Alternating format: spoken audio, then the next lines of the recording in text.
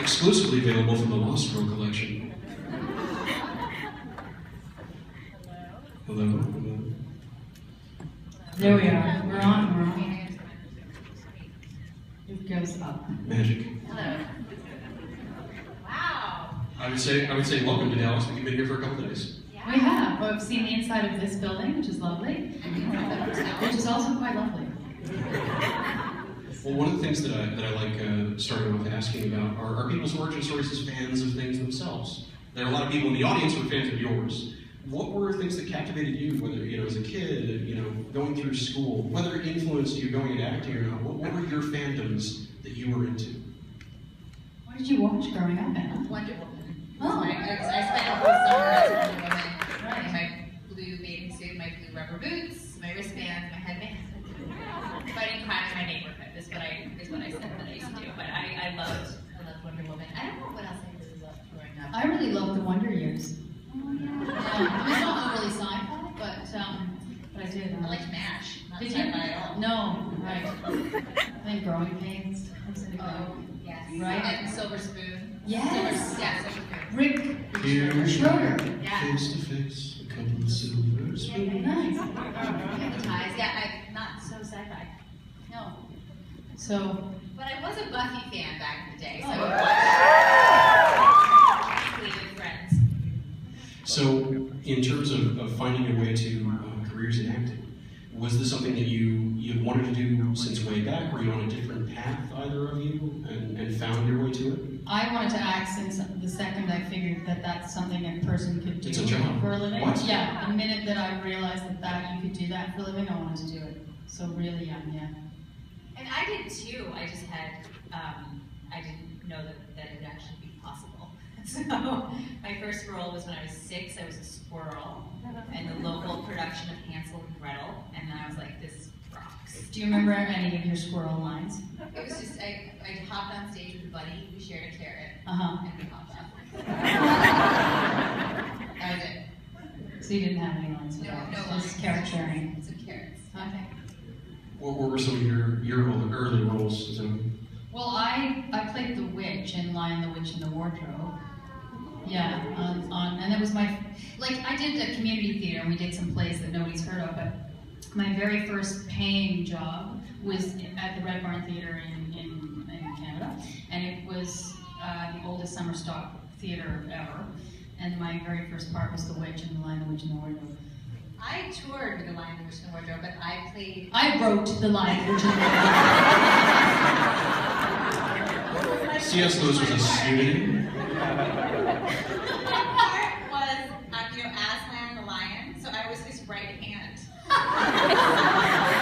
I was a puppeteer, so I wore all black, and I was looking like... It wasn't a great start for you, because you were eating carrots and you were the paw of a lion.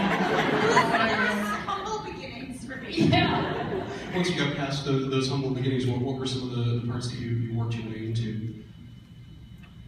Oh gosh, I don't know. I grew up in Eastern Canada, New Brunswick, and I moved to Toronto to pursue acting. And so I sort of started a bit later than a lot of people, trying to pursue it professionally. I did local commercials growing up in my hometown, which was kind of cool. But then I moved to Toronto, and one of my first jobs was actually on the Jay Firestone show, Mutant X, and Jay Firestone did Law School. So that was one of my first jobs. My first job ever. Acting? Yeah. What did you do? I played the bad guy. The bum of an elephant? I played the bad guy's girlfriend, but they redubbed my voice. Sounds too Canadian. Hard. My beginnings were so hard. It's really a miracle you stuck it out. It was so sexy voice, and I was like, what? I stuck around. I kept at it. Well done. Well, Zoe Easy Street Palmer. Yeah. What were some of the other parts that you had after you were the witch? Well, nothing after that. Then I went to university to study theater. And then I started to kind of get into it afterwards. So I was about 23 when I really started to audition and give it a shot. And my first part was in a movie that we shot in Lithuania called Out of the Ashes, which was actually a movie about the Holocaust. And so it was a crazy way in because it was such an insane first thing to be a part of. Like it was, only for obvious reasons, But it was great too, because it was, Lithuania, which I would never just run off to for no reason. Not exactly the thing to travel Now I to. run off to different random countries for no reason, but not then. Estonia, here I go. You're packed, actually. Yeah, In fact, you're right. just in case, you never know. One of the things that I've spoken with actresses, Terry Farrell, various others over the years that have been doing these Q&As, is about the kinds of roles that you get offered. Do you find yourself with much choice? Is that something that's improved over time throughout your career in terms of, well, there's this love interest who has 3 lines, or this, that, and the others? Is something that has ended up being a bit of luck, or has it become more frequently you've got more complex, more interesting female roles to play, like the ones that you play in law school? Yeah, I think when you start acting, they say there's a role, and you're like, I'll take it! And you just want that job. And then it's totally true. I know, I'm just picturing all of the paws you played. The tail, what? I was working my way up. But I think that Lost Girl, the characters were so rich and so dynamic and interesting. Every character on the show. So, since that time, I've definitely been a little more selective with what I'll read and what I look at and sort of what I'm more drawn to. But we were very, very lucky to play those characters. You've done this very well-known genre show, and Zoe, you're also on Dark Matter. Yeah. Are you finding yourself attracted to just doing genre work? Is it something that you find that corner of the acting universe interesting? You know what? I had never done anything sci-fi oriented until Lost Girl, which just, when you start a show, you have no idea if it's going to be successful. We were lucky and it went 5 years. But you don't know that when you begin. You could do the season, then it's canceled, then you're on to something else. And it so happened that Lost Girl was well received and it went 5 years. And then, again, it so happened that I ended up in this part of the android in Dark Matter. But it's a little bit that kind of unfolded that way as opposed to... Because no, as an actor, you don't go at a role because of the genre. You want it because either you're working with interesting people, or the part is challenging for whatever reason for you as an actor, or so. I don't know what will happen next, but no, I'm certainly not committed to sci-fi. No. I love it, but I love a lot of things. Yeah. Do you find yourself particularly interested in something that may be a change of pace, or something a little bit different? Or do you want to play Wonder Woman? I know somebody's currently playing her, but they kind of have the TV and the movie split. My rubber boots. I think the sci-fi world is, first of all, female characters in sci-fi tend to be so strong and really interesting. So that's kind of cool. But I definitely would like to explore other things. But I certainly wouldn't walk away from sci-fi. It's a great fan base. It's a great community, and if the role is right, it's the right thing to do. Can either of you point around the time that you started, whether it was paying attention to social media or the fandoms that were surrounding the work that you were working on? Did that pretty much start for you guys with Lost Girl? Did you have followings that you were conscious of before then? Yeah, I had done a couple of things before Lost Girl that had an audience for sure. Nothing though that was to the degree of Lost Girl. It wasn't just the sheer reaction to that show was, I think, a surprise for all of us. Nobody saw that coming. No, you didn't, did you? I did. Yeah, I knew. No, I didn't know. We never know when you're starting. We knew it was special. We knew it was a really unique show. We knew it was special. We knew the Docubus fan base. We knew that the relationship was special. Who? But we didn't know the fan base would unfold the way that it did, particularly for that dynamic, that couple. One of the things that I wanted to ask you about, Zoe, you're Canadian, but you played a prominent member of, I guess you would say, an American royal family in the Reagans. I did. I played Patty Davis, the daughter of Ronald and Nancy. And this is an interesting part, an interesting performance, and there was a lot of controversy surrounding it.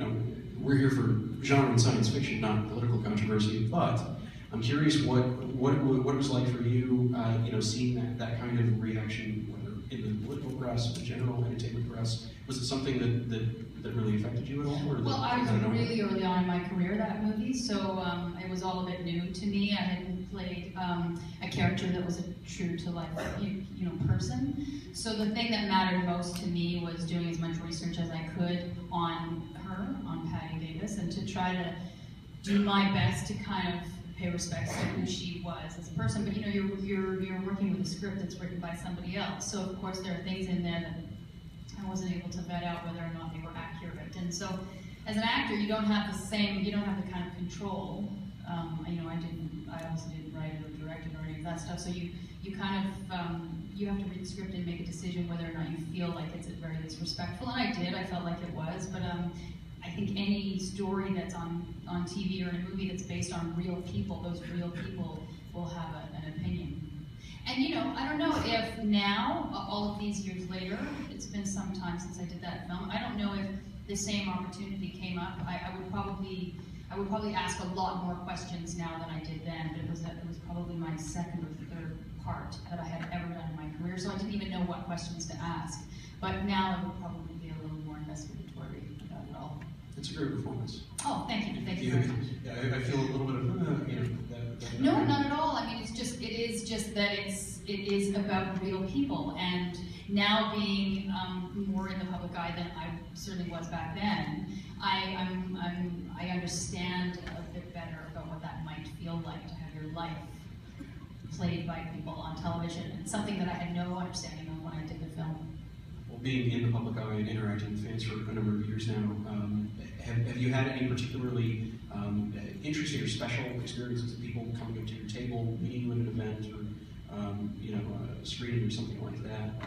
Even when it comes to somebody bringing you something interesting to sign, any particularly I think interesting there's no experiences? shortness of experience. I mean, considering the subject matter of the show, Yeah, I mean, people are, everyone's so generous with their gift giving, of course, which is lovely, but also just such generous spirits sharing parts of their lives with us. And I think that,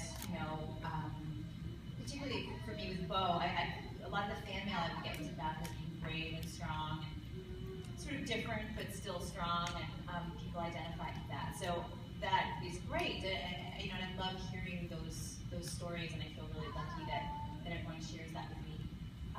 I learned a lot from Bo too. She was really, really cool. She still is cool. And ever shall be. Yes, thank you. Do we have people at the mics? Lights are in my eyes. We got somebody over here. Go ahead and get up to the mics if you got questions for these ladies. We'll start over on that side. Back in season 2, there was an episode where everyone switched bodies. That was the episode. How was it like filming that episode? It was like acting camp. It was like we were all in this one room together for days, just being ridiculous, and hoping it worked. Yeah, we didn't always get a chance to work together. I mean, Anna and I worked together a lot, but there were whole episodes where I wouldn't see Ksenia, or I wouldn't see whoever it was, Rick, so it was one of the few episodes where the whole group of us were actually stuck in one set, which was the bar for the most part, for the entire episode. So it was kind of, It was fun. We had a lot of fun doing it, but we were all a little bit like, I hope this works. like a raving lunatic. It was fun. Yeah, we had a lot of fun doing it. It was super challenging for everybody, and it's been definitely been a fan favorite. Do you two have a particular episode that you can pick out as an episode that was particularly challenging? Whether it was what you had to do emotionally, or hoops you had to jump through, that sort of thing. For me, the episode of Flora Blooms was incredibly challenging because I had to have a huge fight scene. I had to sing in French.